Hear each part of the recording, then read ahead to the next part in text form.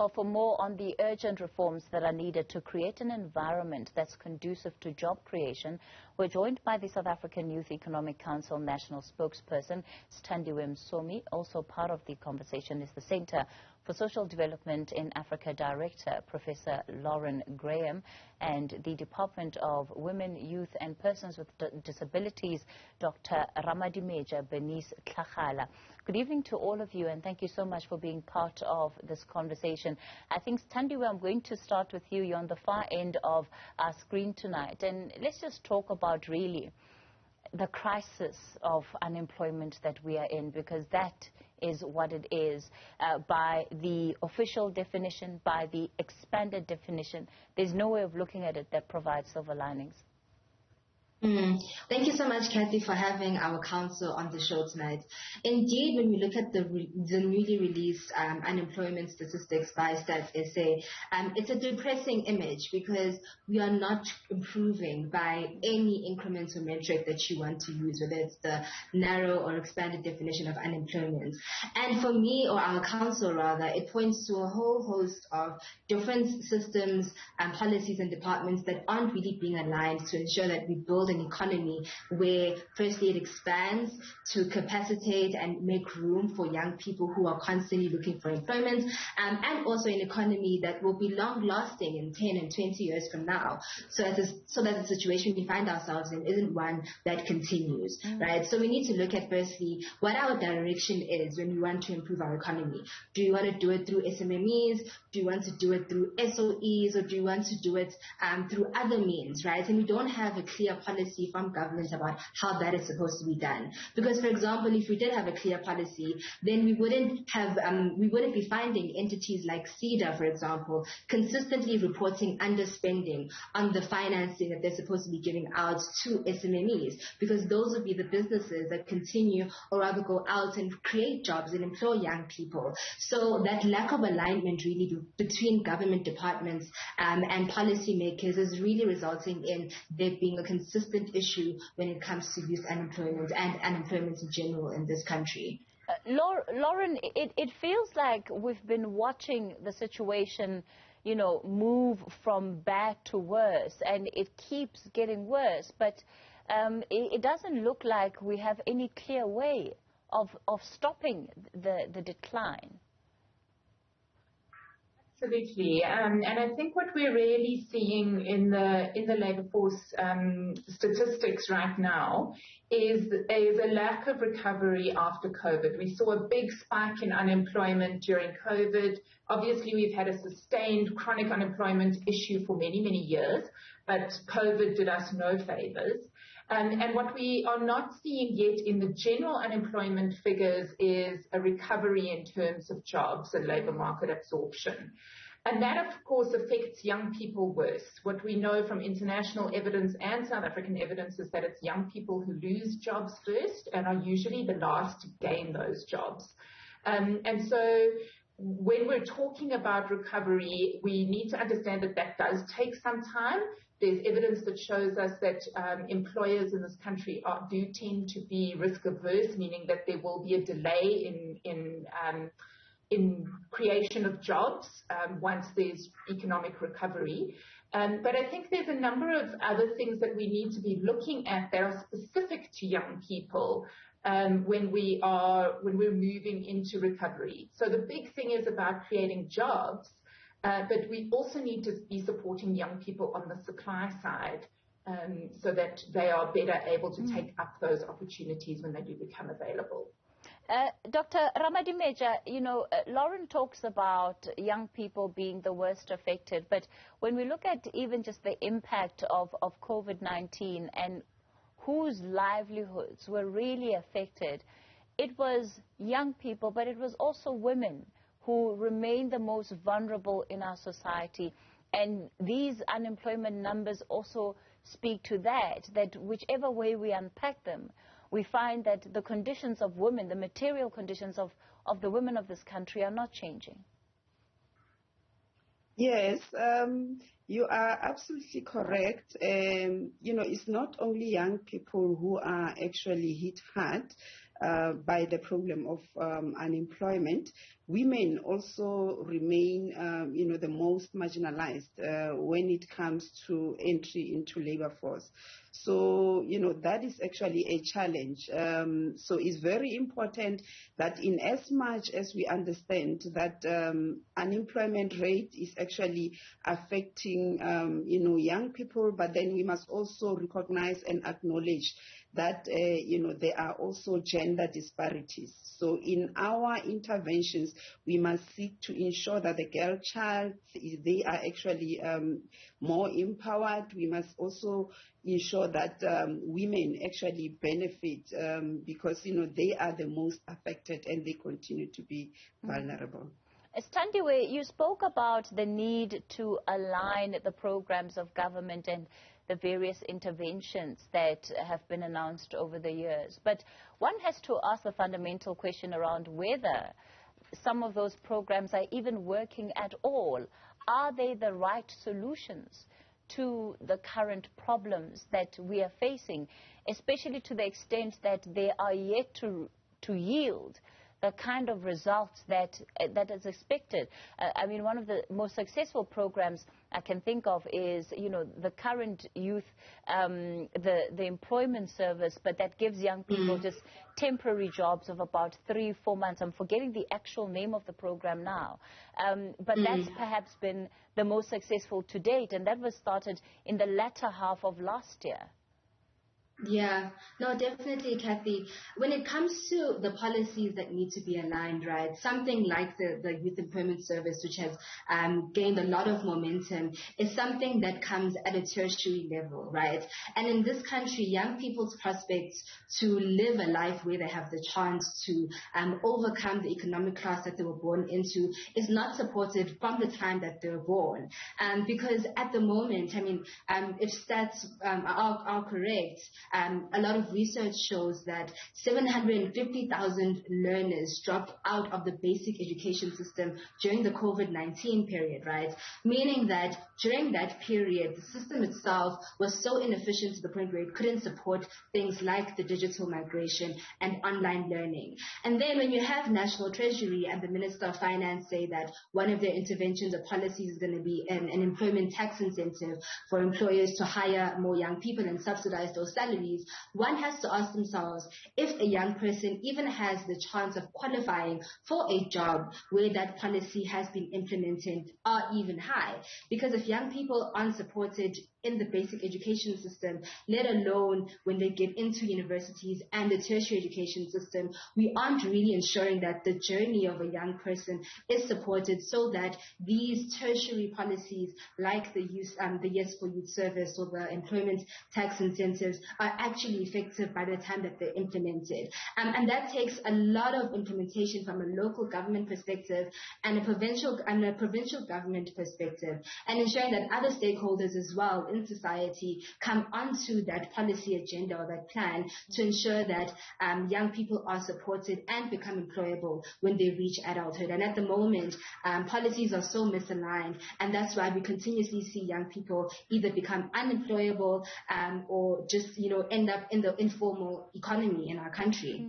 Lauren, is there low-hanging fruit? So are there things that could be done in this moment with current policies that would yield better results than perhaps what we're seeing now? Absolutely, and I think what we need to understand is that the government has invested a huge amount into initiatives to stem the unemployment issue. That includes things like expanded public works program. Public employment programs are crucial when we have structural unemployment like we do. You've mentioned Yes for Youth. Sthandiwe has mentioned the employment tax incentive. So there are a range of policies, but what we need to be doing is, from the perspective of a young person, how do these policies connect for young people?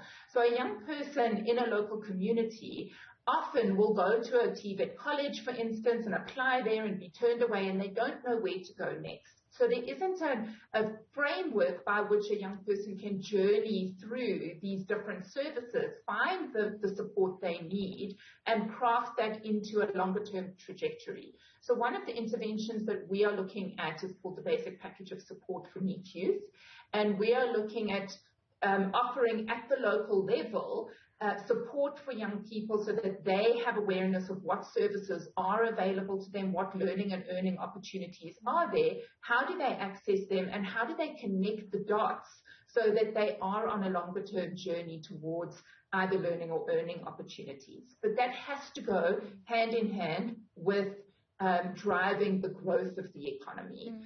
We can work as much as we like on the supply side, and those are crucial interventions for young people, but that has to go hand in hand with growing demand in the economy. Ms. Hlagala, as somebody who's part of the Department of Youth, Women and Persons with Disabilities, does it concern you to hear the analysis from our guests, especially around the misalignment of these policies and why they fail? Because you are part of government, and the department really has an opportunity to help direct what is happening in the rest of government, to highlight where the gaps are and perhaps assist in terms of making sure that what is not working can begin to work better, so that we really start making a dent on these unemployment numbers. Thanks, Kathy. In actual fact, I'm actually deeply concerned when my colleagues are actually mentioning misalignment of policies. Let me just, allude to the fact that our policies are actually aligned, and they are responsive to the problems that are at hand. For an example, currently we have got, the pathway management pathway, where we are actually connecting young people to various learning opportunities as well as to field of work. So we are actually, having an entry point. We have got the SA.Youth Mobi, which is a platform for young people where they are able to enter and either be connected to training opportunities or to even to job opportunities. So that in itself actually assists young people so that they can be able to navigate through the system. And then the other thing that I would like to also mention is the issue, or is the intervention of the presidential employment stimulus. We know that in 2000, that was actually launched as part of the government's economic reconstruction and recovery plan. And in that regard, we have actually seen, young people benefiting from this, intervention. Over 850,000 public, funded jobs were actually created as livelihood opportunities for our youth.